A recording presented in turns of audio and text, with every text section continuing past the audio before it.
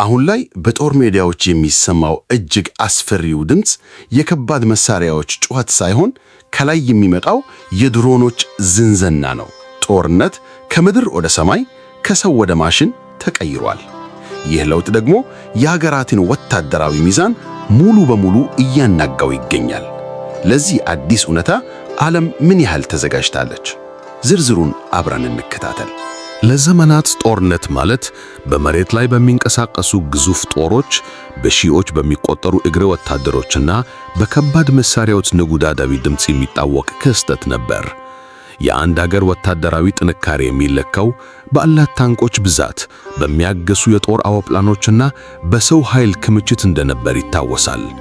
ሆኖም ግን ባለፉት ጥቂት አስርተ ዓመታት ውስጥ ይህ የታወቀው የጦርነት ቀመር ማንም ባልገመተው ፍጥነት ተናውጧል። ዓለም አሁን ከመሬት ወደ ሰማይ፣ ከሰው ወደ ማሽን እና ከታይነት ወደ ድብቅነት የተሸጋገረችበት አዲስና እጅግ አስፈሪ ምዕራፍ ላይ ትገኛለች። ድሮኖች ወይም ሰው አልባ በራሪ አካላት መድረኩን ሲቆጣጠሩት የታላላቅ አገራት ወታደራዊ ስትራቴጂስቶች ሳይቀሩ ግራ ተጋብተዋል። ቀደም ሲል የአየር በላይነትን ለመያዝ በቢሊዮኖች በሚቆጠሩ ዶላሮች ፈሰውባቸው የሚሰሩ ዘመናዊ የጦር አውሮፕላኖችና ረጅም ዓመታትን የተሰለጠኑ አብራሪዎች ግድ ያስፈልጉ ነበር። ዛሬ ግን ያ እውነታ ተቀይሯል። በጥቂት ሺዎች ዶላሮች ብቻ የሚገዙ ትናንሽ ድሮኖች በሚሊዮኖች የሚቆጠሩ ዋጋ ያላቸውን ታንኮችና ዘመናዊ መከላከያዎችን በቅጽበት ማውደም የሚችሉበት ደረጃ ላይ ደርሰናል። ይህ የቴክኖሎጂ አብዮት የኃይል ምሳኔውን ከባለጸጋ አገራት እጅ አውጥቶ ትናንሽ አገራትና ቡድኖች ሳይቀሩ የአየር ኃይል ባለቤት እንዲሆኑ ዕድል ሰጥቷቸዋል። ዝግባ ይህንን ጉዳይ በጥልቀት ሲመረምር የሚያገኘው ትልቁ እውነት ድሮኖች የጦርነትን ወጪ ብቻ ሳይሆን ስነ ልቦናዊ ገጽታውንም ጭምር መለወጣቸውን ነው። በአንድ ወቅት ጦርነት ማለት በሁለት ተፋላሚ ኃይሎች መካከል የሚደረግ የፊት ለፊት ግጭት ነበር። አሁን ግን ጠላት በማይታይበት ጥቃቱ ከየት አቅጣጫ እንደመታ ባልታወቀበትና ድምፅ አልባ በሆነ መንገድ ሰማዩን በሚቆጣጠሩ ማሽኖች የሚከናወን ሆኗል። ይህም በጦር ሜዳ ላይ ለነበረው ወታደር ቀደም ሲል ይሰማው የነበረውን የደህንነት ስሜት ሙሉ በሙሉ አጥፍቶታል። ከአሁን በኋላ ጉድጓድ መቆፈር ወይም ከድርድር ጀርባ መደበቅ ዋስትና መሆኑ አብቅቷል። ከላይ ሆኖ የሚከታተልህ አይን መኖሩን ማወቅ የጦርነትን ሞራልና ወታደራዊ ስልትን ከስር መሰረቱ የሚነድ ክስተት ነው። ይህ ድንገተኛ መናወጥ በተለይ እንደ ኢትዮጵያ ላሉ ቀጠናዊ ኃይሎች ትልቅ ትርጉም አለው። ባህላዊ የጦር ግንባታ ዘዴዎች በዘመናዊው ዓለም ብቻቸውን በቂ አለመሆናቸው በግልጽ የታየበት አጋጣሚ ነው። ቴክኖሎጂው እንዴት የጦር ሜዳውን ጂኦግራፊ እንደቀየረው ስናስተውል የነገው ጦርነት በአውሮፕላን ማረፊያዎች ሳይሆን በኮምፒውተር ስክሪኖችና በሪሞት መቆጣጠሪያዎች የሚወሰን ሆናል። ይህ ለውጥ ኃያላን አገራት ብቻ የነበራቸውን የበላይነት ሰብሮ መሳሪያው ወደ ማንኛውም እጅ እንዲገባ አድርጓል። ድሮኖች ከአሜሪካና ከታላላቅ ኃይሎች ቁጥጥር ወጥተው በማደግ ላይ ያሉ ሀገራትና በታጣቂ ቡድኖች እጅ እንዴት በቀላሉ ሊገቡ እንደቻሉ ስናይ ጉዳዩ ይበልጥ ውስብስብ እየሆነ ይሄዳል። የሰማዩ የበላይነት ለጥቂቶች ብቻ መሆኑ አብቅቶ የጦርነት ዓለም አቀፋዊ መልክ እንዴት ወደ ዴሞክራሲያዊ የጥፋት መሳሪያነት እንደተቀየረ በቀጣዩ ክፍል እንመለከታለን። በአንድ ወቅት የሰው አልባ አውሮፕላኖች ቴክኖሎጂ የአሜሪካና የጥቂት ምዕራባውያን አገራት የልዩ መብት ውጤት ተደርጎ ይወሰድ ነበር። በ2000ዎቹ መጀመሪያ ላይ እንደ ፕሬዳተር ያሉ ዘመናዊ ድሮኖች በዋይት ሃውስና በፔንታጎን ቁጥጥር ስር ሆኖ በራቀ ስፍራ የሚገኙ ኢላማዎችን ለመምታት የሚጠቀሙባቸው ምስጢራዊና እጅግ ውድ መሳሪያዎች ነበሩ። ያኔ የአየር ኃይል መግባት ማለት በቢሊዮን የሚቆጥሩ ዶላሮችን መምደባት፣ ዘመናዊ የራዳር ስርዓቶችን መዝጋትና ለዓመታት የሰለጠኑ አብራሪዎችን ማፍራት ማለት ነበር። ይህ ደግሞ ለብዙዎቹ በማደግ ላይ ያሉ አገራት የማይታሰብ የቅንጦት ጥማት ይመስል ነበር። ነገር ግን ይህ ብቸኛ ባለቤትነት ብዙም አልዘለቀም። ዛሬ ዓለም የአየር ኃይል ዴሞክራታይዜሽን በሚባል አዲስ ክስተት ውስጥ ትገኛለች። የቴክኖሎጂው ምስጢር መገላጥና የምርት ወጪው በከፍተኛ ሁኔታ መቀነስ የሰማዩን የበላይነት ከኃያላን አገራት እጅ መንጥቆ በማውጣት ለማንኛውም አቅም ላለው አካል አሳልፎ ሰጥቶታል። ዛሬ አንድ አገር የአየር ኃይል እንዲኖራት ግድ የኤፍ-35 ተዋጊ ጄቶችን መግዛት አይጠበቅባትም። በጥቂት ሚሊዮን ዶላሮች የሚገዙ የቱርክ ባይራክታር ድሮኖች ወይም በሺዎች የሚቆጠር አነስ ወጪ የሚገጣጠሙ የኢራን ካሚካዜ ድሮኖች የጦር ሜዳውን ሚዛን ሙሉ ለመለወጥ አቅም እንዳላቸው በተግባር ታይቷል። ይህ ሽግግር በተለይ እንደ ኢትዮጵያ ላሉ አገራት ትልቅ ስትራቴጂካዊ ዕድል ፈጥሯል። ቀደም ሲል አንድ አገር ራሷን ከአየር ጥቃት ለመከላከል ወይም ጥቃት ለመሰንዘር የሚጠየቃት ወጪና ጊዜ እጅግ ከፍተኛ ነበር። አሁን ግን ድሮኖች ይህንን የታሪክ ግንብ ንደውታል። አገራት በትንሽ በጀት ትልቅ ወታደራዊ ተጽዕኖ መፍጠር የሚችሉበት አዲስ ምዕራፍ ተከፍቷል። ይህ ክስተት በወታደራዊ ሳይንስ አሲሜትሪክ ዋርፌር ወይም ሚዛኑ ያልተጠበቀ ጦርነት ይባላል። ትንሹ ሀገር በትልቁ ኃይል ላይ፣ ደካማው ጦር በዘመናዊው ጦር ላይ ድል ሊቀዳጅ የሚችልበት አጋጣሚ ሰፍቷል። የሚገርመው ግን ጉዳዩ በአገራት ብቻ አለመቅረቱ ነው። ዛሬ ታጣቂ ቡድኖችና መንግስታዊ ያልሆኑ አካላት ሳይቀሩ በገበያ ላይ በቀላሉ የሚገኙ ትናንሽ ድሮኖችን በማሻሻል ፈንጂ እንዲሸከሙ በማድረግ እንደ አየር ኃይል እየተጠቀሙባቸው ይገኛሉ። ይህ ሁኔታ ለዓለም አቀፍ ደህንነት አዲስ ስጋት ሆኗል። ቀደም ሲል አንድ አገር ለመውረር በሺዎች የሚቆጠሩ ወታደሮችን ድንበር ማሻገር ነበረብህ። ዛሬ ግን በአንድ ክፍል ውስጥ ተቀምጠህ በሪሞት መቆጣጠሪያ ሺህ ኪሎ ሜትሮችን የሚጓዝ ድሮንን በመላክ ስትራቴጂካዊ ተቋማትን ማውደም ትችላለህ። የአየር ኃይል ዴሞክራታይዜሽን ለብዙዎች ነፃነትና ራስን የመከላከል አቅምን ቢሰጣቸውም፣ በሌላ በኩል ግን ጦርነትን በዝልጥ ርካሽና ቀላል አድርጎታል። ጦርነቱ በቀለለ ቁጥር ደግሞ ግጭቶች የመቀስቀስ ዕድላቸው ይጨምራል። የጦርነቱ ወጪው በመቀነስ አገራት ወደ ድርድር ከመሄድ ይልቅ ወደ ማጥቃት እንዲያዘነበሉ እያደረጋቸው ይገኛሉ። ይህ መሳሪያ በባህላዊው ጦርነት ላይ ያመጣው ትልቁ መናወጥ ደግሞ በሚቀጥለው ክፍላችን የምናየው የታንኮች ሞት ነው። በሚሊዮኖች ዶላር የሚወጣባቸው ታንኮች በትናንሽ ድሮኖች ፊት እንዴት ዋጋ ቢል እንደሆኑና የጦር ሜዳው ጂኦግራፊ እንዴት እንደተቀየረ እንመለከታለን። ለአንድ ክፍለ ዘመን ያህል በጦር ሜዳ ላይ የታንኮች መኖር የድልና የኃያልነት ትልቁ ማረጋገጫ ተደርጎ ይወሰድ ነበር። ከሁለተኛው የዓለም ጦርነት ጀምሮ እስከ ቅርብ ጊዜውን የባሕረ ሰላጊው ጦርነት ድረስ ግዙፍና በብረት ለበሰ ጋሻ የተከበቡ ታንኮች የጠላትን ምሽግ ሰብረው በመግባት ረገድ ተወዳዳሪ አልነበራቸውም። አንድ አገር በሺዎች ታንኮች ካሏት ይህች አገር ማይደፈር የምድር ኃይል እንዳላት ይታመናል። ሆኖም ግን ዛሬ ይህ በታሪክ የተገነባው የብረት ግንብ በሚያስደነግጥ ሁኔታ እየፈረሰ ይገኛል። በዘመናዊው ጦርነት ውስጥ እጅግ አስደናቂ የሆነው እውነታ እስከ 10 ሚሊዮን ዶላር የሚወጣባቸው እንደ አሜሪካው አብራምስ ወይም የጀርመኑ ሊዮፓርድ ያሉ ዘመናዊ ታንኮች በሺዎች ዶላር በሚቆጠር አነስ ወጪ በሚገጣጠሙ ትናንሽ ካሚካዜ ድሮኖች ሲጋዩ ማየት ሆኗል።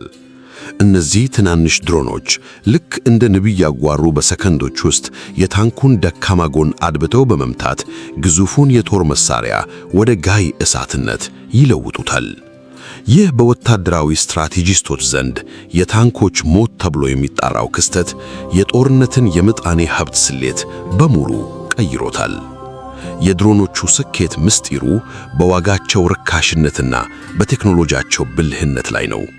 ታንኮች የተገነቡት ከፊትና ከጎን ለሚመጣ ከባድ ጥቃት እንዲቋቋሙ ተደርገው ነው።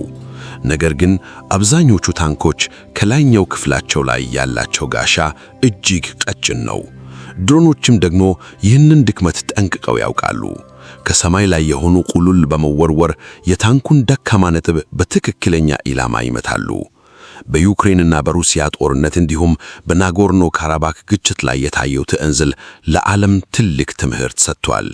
ታንኮች ብዛት ብቻውን የጦርነትን ውጤት ሊወስን እንደማይችል በተግባር ተረጋግቷል። ይህ ለውጥ ለኢትዮጵያና ለሌሎች ታዳጊ አገራት የሚሰጠው ትርጉም ጥልቅ ነው። ብዙ ሀብት ፈሶባቸው የሚገዙ ከባድ መሳሪያዎች ለድሮን ጥቃት ተጋላጭ መሆናቸው አገራት የመከላከል ስትራቴጂያቸውን ያሻሽሏቸው ያስገድዳቸዋል። አሁን ላይ ውድድሩ ግዙፍ መሳሪያዎችን በመሰብሰብ ላይ ሳይሆን እነዚህን ትናንሽና ገዳይ ማሽኖችን በመቆጣጠርና የመከላከል ቴክኖሎጂን በማልማት ነው። የታንኮች በድሮኖች መሸነፉ ቁሳቁስ ውድመት ብቻ አይደለም፣ በጦር ሜዳ ላይ ባለው ወታደር ላይ የሚፈጥረው ስነ ልብሳዊ ጫና እጅግ ከባድ ነው። መሸሸጊያ በሌለበት ሜዳ ላይ ከላይ ሆኖ የሚከታተልህና በማንኛውም ሰከንድ ሊያጠፋህ የሚችልን ማሽን ማክፈት ከፍተኛ ጭንቀትን ይፈጥራል። ይህ በማይታይ ጠላት የመከበብ ስሜት እና በጦር ሜዳ ላይ የሚፈጠረው የስነ ልብሳዊ ውጠት ደግሞ የድሮን ጦርነት ሌላኛው አስፈሪ ገጽታ ነው። በቀጣዩ ክፍላችን ወታደሮች በማያቋርጡ አየር ላይ ክትትል ውስጥ ሲወድቁ የሚፈጠረውን ስነ ልብሳዊ ጫናና ሰው አልሆነ ጦርነት ይዞ የመጣውን አዲስ ስጋት እንመረምራለን። ጦርነት ሁልጊዜም አስፈሪ ነው። ነገር ግን የድሮን ጦርነት የሚፈጥረው ፍርሃት ከቀድሞቹ ግጭቶች ሁሉ የተለየና እጅግ የጠለቀ መልክ አለው። በቀደሙት ዘመናት አንድ ወታደር ለሕይወቱ የሚሰጋው ፊት ለፊት በሚመጣ ጥይት ወይም በሩቅ በሚተኮስ ከባድ መሳሪያ ነበር። ዛሬ ግን በጦር ሜዳ ላይ ያለው ትልቁ ስጋት የማይታይ ጠላት ሆኗል። ከሰማይ ላይ የሚሰማው ያ ቀጭንና የማያቋርጥ የድሮን ዝንዝና የወታደሩን የስነ ልቦና ጥንካሬ በሰከንዶች ውስጥ የማዳከም አቅም አለው። ይህ ድምፅ በየትኛውም ሰከንድ ሞት ከሰማይ ሊወርድ እንደሚችል የሚገልጽ አስፈሪ መርዶ ነው። በድሮን ጦርነት ውስጥ ግንባር የሚባል ነገር የለም። አንድ ወታደር በምሽግ ውስጥ ሆኖ ምግብ ሲመገብ፣ ጓደኞቹን ሲያናግር ወይም ሌሊት ለማረፍ ሲሞክር ከላይ ሆኖ የሚከታተለው ዓይን መኖሩን ያውቃል። ድሮኖች እንደ ሰው አይደክሙም፣ አይራቡም ወይም የርህራሄ ስሜት የላቸውም። የምክት መፈለጊያ ካሜራዎችን የታጠቁት እነዚህ ማሽኖች ሌሊትን ወደ ቀን በመቀየር ወታደሩ ፈለገውን ያህል ቢደበቅ እንኳን አድብተው ያገኙታል። ቀደም ሲል ጨለማ ለወታደር መሸሸጊያና ስላሂታዊ እንቅስቃሴ ማድረጊያ ጋሻው ነበር። ዛሬ ግን ቴክኖሎጂው ያንን ጋሻ ቀዶ ጥሎታል። ይህ በማያቋርጥ ክትትል ውስጥ የመኖር ስሜት በወታደሮች ላይ ፓራኖያ ወይም ከፍተኛ የጥርጣሬና የጭንቀት በሽታን ይፈጥራል። በዩክሬንና በሌሎች የቅርብ ጊዜ ግጭቶች የታዩ ምስሎች እንደሚያሳዩት ወታደሮች ሰማይን በመመልከት ብቻ አእምሯቸው ሲወጠር ይስተዋላል። ከአሁን በኋላ ጠላት የት አለ ብሎ መጠየቅ ቀርቶ ጠላት ከላይ ያየኝ ነው ወይ የሚለው ጥያቄ የጦር ሜዳ ዋነኛ ስጋት ሆኗል። ይህ በሰው ልጅ አእምሮ ላይ የሚፈጠር ጫና በሚፈነዱ ቦምቦች በላይ የአንድን ጦር ለመዋጋት ፍላጎትና ሞራል የመስበር አቅም አለው። ከዚህም በላይ የሰው አልባ ጦርነት ስጋት ወደ አዲስና ይበልጥ አደገኛ ምዕራፍ እየተሸጋገረ ነው። አሁን ላይ ድሮኖችን ከርቀት የሚቆጣጠሩ ሰዎች ቢኖሩም ወደፊት ግን በራሳቸው ውሳኔ ሰውን ለይተው የሚያጠቁ አርቲፊሻል ኢንተለጀንስ የታጠቁ ድሮኖች መምጣታቸው አይቀርም። ይህ ደግሞ ጦርነትን ከሰብአዊ ቁጥጥር ውጪ ያደርገዋል። ማሽኖች የሞትና የህልውና ውሳኔ የሚወስኑበት ዓለም ለሰው ልጅ የሞራልና የህልውና ስጋት ነው። ይህ አዲስ እውነታ ለኢትዮጵያ ወታደራዊ ዝግጁነትም ትልቅ ትምህርት ይዟል። ጀግንነትና የሰው ኃይል ብቻውን በቂ ያልሆነበት ይልቁንም ቴክኖሎጂንና ስነልቡናዊ ጽናትን የሚጠይቅ ዘመን ላይ ደርሰናል። ወታደሮች ከብረት ለበስ ታንኮች ይልቅ ከሰማይ ለሚመታው ድምፅ አላት ጥቃት እንዴት ምላሽ መስጠት እንዳለባቸው ማወቁ ወሳኝ ሆኗል።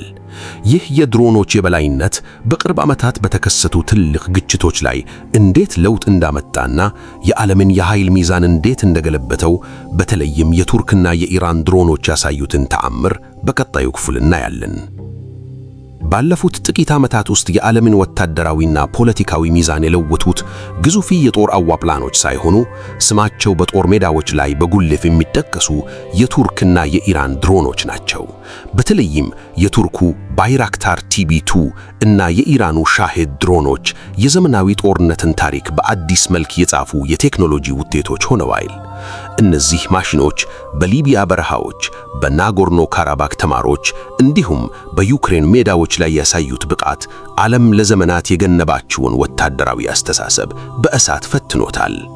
የቱርኩ ባይራክታር ድሮን ለዓለም ትልቅ ድንገትን የፈጠረው በናጎርኖ ካራባክ ጦርነት ወቅት ነበር።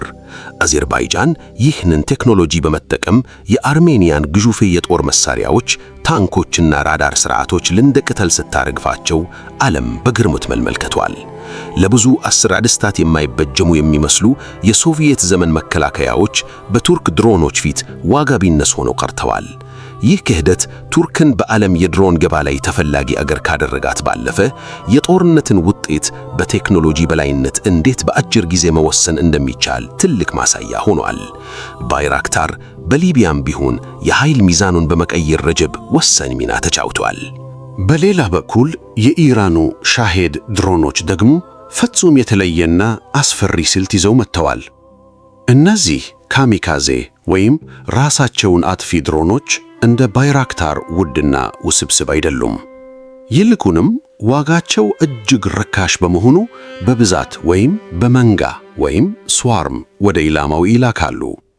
በዩክሬን ጦርነት ላይ በስፋት የታየው ይህ ስልት የጠላትን የአየር መከላከያ ሥርዓት አቅም በማዳከም ረገድ እጅግ ውጤታማ ሆኗል። በሚሊዮን የሚቆጠር ዶላር የሚያወጣ የመከላከያ ሚሳይል ጥቂት $1000 የሚያወጣን ድሮንን ለመምታት ሲተኩስ ጦርነቱ ከወታደራዊ ግጭት ባለፈ ወደ የመጣኔ ሀብት ጦርነት ይቀየራል። ጠላትህን በገንዘብና በቁሳቁስ በማዳከም ረገድ ሻሄድ አዲስ አይነት ስጋት መሆኑን አስመስክረዋል። እነዚህ ሁለት የሀገራት ውጤቶች አንድ ትልቅ እውነትን አጋልጠዋል። ዛሬ ኃያል ለመሆን ግድ ልዕለ ኃያል አገር መሆን አይጠበቅቦትም። ቱርክና ኢራን በድሮን ቴክኖሎጂ ላይ ባደረጉት ኢንቨስትመንት በዓለም አቀፍ ፖለቲካ ውስጥ ያላቸውን ተጽዕኖ በከፍተኛ ሁኔታ አሳድገዋል። ይህ የድሮኖች ፍንዳታ ጦርነትን ከባለሙያዎች እጅ አውጥቶ ወደ ቴክኖሎጂ ሽኩቻ ቀይሮታል። የትኛው አገር የተሻለ ሶፍትዌር አለው? የትኛውስ አገር ርካሽና ገዳይ ማሽኖችን በብዛት ማምረት ይችላል? የሚሉት ጥያቄዎች የወቅቱ ወሳኝ አጀንዳዎች ሆነዋል። ይህ የቴክኖሎጂ ሽግግር በአውሮፓና በመካከለኛው ምስራቅ ብቻ የተገደበ አይደለም። የድሮኖች ተጽዕኖ የዓለምን ጂኦፖለቲካዊ ካርታ እያስተካከለው ይገኛል። ይህ ለውጥ ደግሞ በቀጥታም ይሁን በተዘዋዋሪ ወደ አፍሪካ ቀንድና ወደ ኢትዮጵያ ደጃፍ ደርሷል። የሰማዩ በለላይነት የኃይል ሚዛኑን እንዴት እየቀየረ እንደሆነና ለቀጠናዊ ደህንነት ያለውን ትርጉምን እንዲሁም ይህ ቴክኖሎጂ ለኢትዮጵያ የሚሰጠውን አንድምታ በቀጣዩ አስተጋባ ተሰኘው ክፍላችን በጥልቀት እንመለከታለን። ይህ በዓለም አቀፍ ደረጃ የታየው የድሮኖች አብዮት ከአውሮፓና ከመካከለኛው ምስራቅ ሜዳዎች አልፎ አሁን ወደ አፍሪካ ቀንድ ደርሷል። ለዘመናት የአፍሪካ ቀንድ ፖለቲካና ወታደራዊ ሚዛን የሚወሰነው በአገራቱ የሰው ኃይል ብዛትና በባህላዊ የጦር መሳሪያዎች ክምችት ነበር። ሆኖም ግን የድሮን ቴክኖሎጂ ወደ ቀጠናው መግባት ይህንን የቀድሞው እምነታ ሙሉ በሙሉ እየቀየረው ይገኛል። ዛሬ የአንድ አገር ጥንካሬ የሚለካው በድንበር ላይ በሰፈረው ወታደር ብዛት ሳይሆን በሰማይ ላይ ባላት ዓይንና በቴክኖሎጂ ሙጥቀቷ ሆኗል። ለኢትዮጵያ ይህ የቴክኖሎጂ ሽግግር ትልቅ ትርጉም አለው። ሰፊና አስቸጋሪ መልክዓ ምድር፣ ረጅም ድንበሮችና ስትራቴጂያዊ ተቋማት ባላት ሀገር ውስጥ ድሮኖች የደህንነት ስጋቶችን ለመቆጣጠር ወደር የሌለው ሚና አላቸው። በተለይም እንደ ታላቁ የህዳሴ ግድብ ያሉ ግዙፍ ብሔራዊ ሀብቶችን ከአየር ጥቃት ለመከላከልና በዙሪያቸው ያለውን እንቅስቃሴ በንቃት ለመከታተል ድሮኖች ከሺህ ወታደር በላይ ውጤታማ ሆነው ተገኝተዋል። ይህ የቴክኖሎጂ አቅም አገሪቱ በአነስተኛ ወጪ ከፍተኛ የክትትልና የመከላከል ብቃት እንዲኖራት አስችሏታል። በቀጠናዊ የኃይል ሚዛን ረገድም ድሮኖች አዳዲስ አጋርነቶችን ፈጥረዋል። እንደ ቱርክና የተባበሩት አረብ ኤሚሬትስ ያሉ አገራት በድሮን ቴክኖሎጂ አማካኝነት በአፍሪካ ቀንድ ያላቸው ተጽዕኖ እያሳደጉ ይገኛሉ። ይህ የድሮን ዲፕሎማሲ አገራት ወታደራዊ ትብብራቸውን በአዲስ መልክ ሊያዋቅሩ አስገድዷቸዋል። ቀደም ሲል በምድር ጦር ብልጫ የነበሩ ኃይሎች አሁን ላይ የአየር ላይ በላይነት ባላቸው አካላት ሊገዳደሩ እንደሚችሉ ተረድተዋል። ይህም በቀጠናው ያለውን የኃይል ሽኩቻ በልትሰው ውስብና በቴክኖሎጂ ላይ የተመሰረተ እንዲሆን አድርጎታል። ሆኖም ግን ይህ ለውጥ ከጥቅሙ ጋር በጎን ለጎን ስጋቶችንም ይዟል። የቴክኖሎጂው በቀላሉ መገኘት መንግስታዊ ያልሆኑ ታጣቂ ቡድኖችና አሸባሪዎች ድሮኖችን ለመታጠቅ እድል ሊሰጣቸው ይችላል። ይህም ለቀጠናው ደህንነት አዲስና አስቸጋሪ ፈተና ነው። በምድር ላይ የሚደረግን እንቅስቃሴ መቆጣጠር እንደሚቻለው ሁሉ በሰማይ ላይ የሚበሩ ትናንሽና ድምፅ አልባ ማሽኖችን መከታተል እጅግ ከባድ ነው። ይህም አገራት ከጥቃት ሰንዛሪ ድሮኖች ባለፈ የድሮን መከላከል ቴክኖሎጂዎችን ለማልማት እንዲገደዱ አድርጓቸዋል። በአጠቃላይ የድሮኖች መምጣት ለአፍሪካ ቀንድ አገራት አዲስ የወታደራዊ አስተሳሰብ አድማስ ከፍቷል።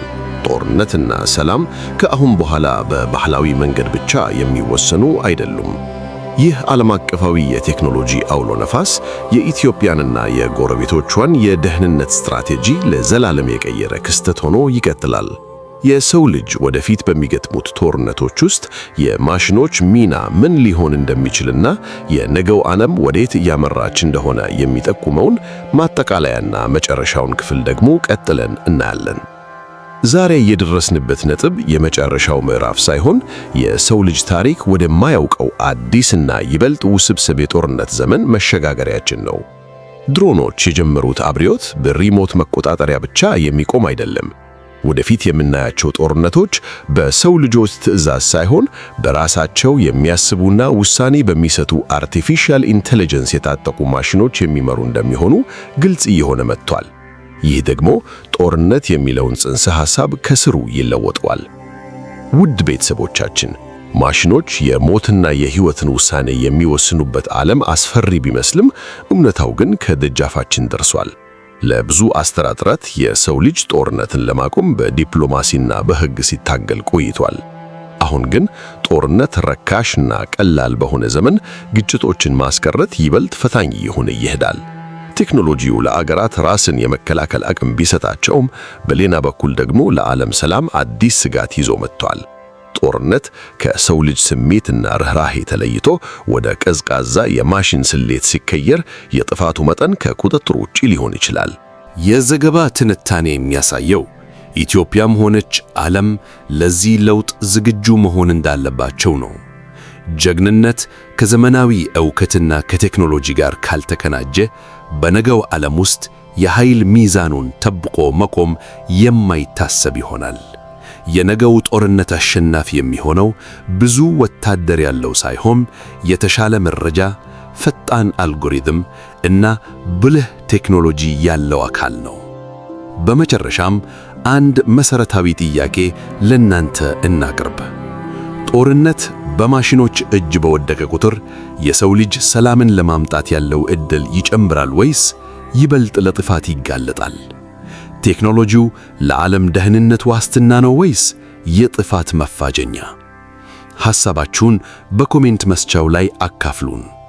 ይህ መሰል ጥልቅ ትንታኔዎች ለሌሎችም እንዲደርሱ ቪዲዮውን ላይክ በማድረግ እና ለወዳጅ ዘመዶቻችሁ በማጋራት አጋርነታችሁን አሳዩ። ለተጨማሪ መረጃዎችና ትንታኔዎች ሰብስክራይብ በማድረግ የቤተሰባችን አባል ይሁኑ። ሰላም ለኢትዮጵያ፣ ሰላም ለዓለማችን።